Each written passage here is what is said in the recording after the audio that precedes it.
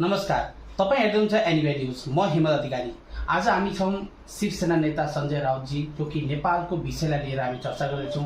संजय राउतजी, आपको anyway news में स्वागत। Thank you. संजय राउतजी, वास्तव में नेपाल एक हिंदू राष्ट्र था और पूरे विश्व में अगर गर्व था कि पूरे विश्व के करोड़ों जनता जो है एक अपनी आइडेंटिटी थी कि हमारा भी कोई राष्ट्र, लेकिन करोड़ों हिंदुओं के लिए एक राष्ट्र, चाहे भारत हो चाहे नेपाल हो, जो मांग होता जा रहा है, लेकिन वो भी आइडेंटिटी खत्म करके विश्व में एक भी हिंदू पूरे राष्ट्र, विश्व में एक ही राष्ट्र था।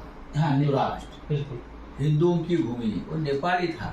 हाँ जी। यहाँ हम यहाँ हिंदुस्तान बोलते हैं, लेकिन हिंदू राष्ट्र नहीं बन पाए।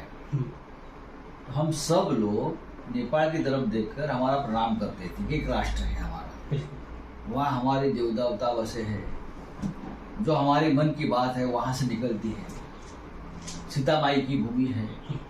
ये सब लोग हमारी भावना थी, महात्मा बुद्ध की। हाँ। तो लेकिन जब ये सब गड़बड़ हो गया, ये अपने राजा को खत्म कर दिया। देखिए, राजा के साथ मतभेद हो सकते हैं, लेकिन नेपाल का राजा जो है वो वहाँ की एक विरासत है, एक संस्कृति है, कल्चर है, चाहे धार्मिक हो, चाहे आध्यात्मिक हो, चाहे और कोई। और भी देशों में राजा है। इंग्लैंड में क्या है,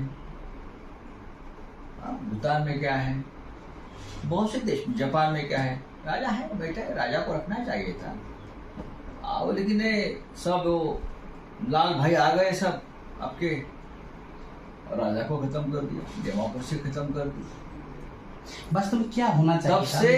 तब से नेपाल अनस्टेबल, अस्थिर बन गया। तो अब तक है। लेकिन अब क्या होना चाहिए? वहाँ की सरकार अगर आपकी आवाज सुनती है आप जिस से, तो क्या हमारी क्या आवाज सुनेगा?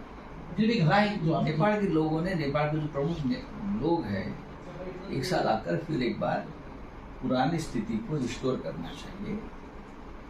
हमारे यहाँ राष्ट्रपति है हिंदुस्तान में, राष्ट्रपति को कोई ज्यादा अधिकार नहीं है, वो भी राजा जैसा ही है। नेपाल में भी सेम राष्ट्रपति रखा हो, ऐसा ही है, लेकिन वो राजा को पद देना चाहिए।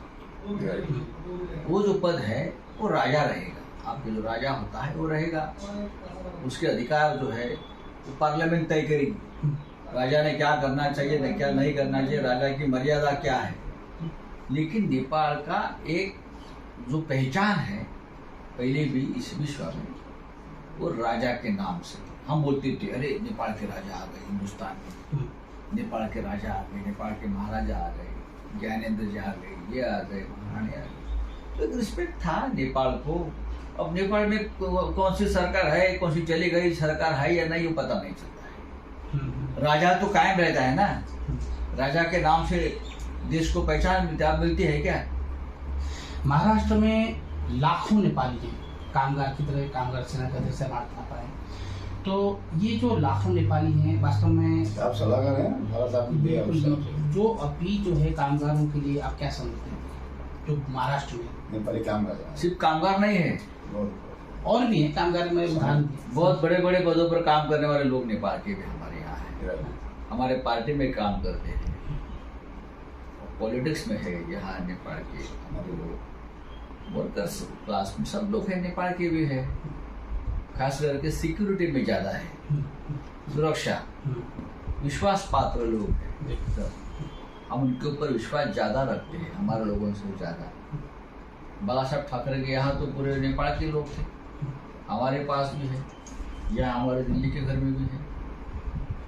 तो ये हमारा रिश्ता है नेपाल के साथ। नेपाल को हमने कभी अलग, राष्ट्र जरूर है लेकिन हमसे कोई अलग नहीं माना है, हमारे हम है, हम एक साथ हैं, हमारा एक है। जब ऐसा है तो नेपाल और भारत का जो रिश्ता है वो कैसा होना चाहिए? क्योंकि अजीत साहब ने भी कहा कि बिल्कुल एक बात है कि वहाँ अब यहाँ का फर्क ही नहीं होता, नेपाल होना या भारत होना, इधर आना या हाँ, हम कोई फर्क नहीं मानते, हमको बाद में पता चलता है अरे ये नेपाल का है। अभी हमारे पार्लियामेंट में इतने लोग काम करते हैं, क्या है, कौन सा काम, कहाँ रिटायर हो गया, गाँव जा रहा हूँ, कहाँ, नेपाल। अरे 25 साल तक मेरे साथ काम करते हैं और मुझे मालूम नहीं आप नेपाल से। कितनी बड़ी बात। हाँ, हम एक हमारे साथ काम करते थे अजय कुमार जी पार्लियामेंट में, वो रिटायरमेंट के बाद पता चला बेचारा नेपाल से है, नेपाल चला गया वापस। हम सामना में हमारा अखबार है, वहाँ तो आधे लोग नेपाल के हैं, बहादुर था बेचारा। सब लोग, हाँ, बहादुर था, वो कदम था, राम सिंह था। वो बाद में पता चला कि ये सब लोग नेपाल के हैं, लेकिन हमारी इतनी सेवा करते थे, इतनी हमारी मदद करते थे वो लोग, तो हम हमेशा उनको याद करते हैं। बिल्कुल, बहुत बहुत धन्यवाद। और एक और लास्ट में कहूँगा कि समग्र विश्व में रह रहे खासकर हिंदुत्व को लेकर के अंतिम में, क्योंकि बहुत सारे अलग अलग संगठन जो है हिंदुत्व को मांग कर रहा है, लेकिन एक छात्र छाया में नहीं आ रही है, अलग अलग भाग में काम कर रहे हैं, लेकिन हर कोई कहता है कि हिंदू राष्ट्र बनाएंगे, लेकिन वास्तविक अरे जो राष्ट्र था वो उसको निकाल दिया आपने। पूरे विश्व में एक भूमि थी हिंदुओं की अपनी, ये हमारे हिंदू भूमि है, हिंदू राष्ट्र है, चाहे कुछ भी मतभेद हो, आप उसको भी खत्म कर दिया तो क्या बचा है? कुछ नहीं बचा है। पूरे हिंदुस्तान को एकता होके कैसे चले, थोड़ा सा ये नेपाल के जो प्रमुख राजनीतिक दल है, पॉलिटिकल पार्टीज है, वो एक साथ बैठना चाहिए सबसे पहले, और फिर एक बार हमारी देखिए आधुनिकता आनी चाहिए, नई बात को स्वीकारनी चाहिए। उसका मतलब ये नहीं कि हमारे जो विरासत है पुरानी बात उसको भूल गए। अभी प्रभु श्री राम का मंदिर बन रहा है अयोध्या में, हमारी विरासत है, हम नया मंदिर बनाएंगे, बड़ा मंदिर बनाएंगे, लेकिन राम तो राम है, वैसे राजा तो राजा है वहाँ का, विष्णु का अवतार लोग कहा जाते हैं, हम भी उनको रिस्पेक्ट देते हैं, लेकिन आपने वो हमारी आत्मा को खत्म कर दिया। बिल्कुल, ये बहुत बड़ी बात है कि करोड़ों हिंदुस्तान के करोड़ों हिंदुत्व के आस्था, जैसे उन्होंने कहा कि राजा को हम विष्णु का अवतार मानते हैं, हमारे आत्मा को ही खत्म कर दिया। बहुत बड़ी बात संजय राउत द्वारा शिवसेना नेता र मैं एनबीआई न्यूज बड़ा तपाईलाई फेरि बोलाउन पाछ अहिले बिदा दिन्छु। हस्त नमस्कार।